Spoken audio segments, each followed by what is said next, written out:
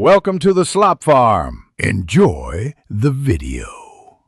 You start by restarting Explorer to clear transient faults. Open Task Manager with Control plus Shift plus ESC, locate Explorer. EXE, then end task to stop the hung process.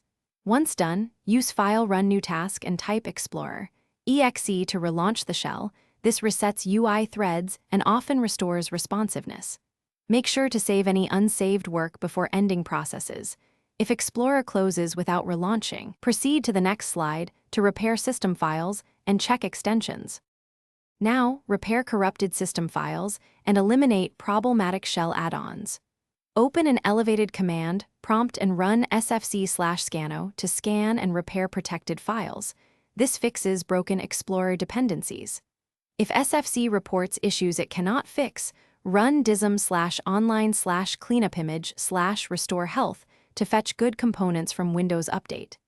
Next, disable non-Microsoft shell extensions using shell xview to isolate a bad extension. Once done, restart Explorer again. These steps remove deeper causes rather than just masking symptoms. Finish by restoring consistent system state and keeping components current. If issues persist, create a new user profile to rule out per-user corruption. Your files stay intact while settings reset.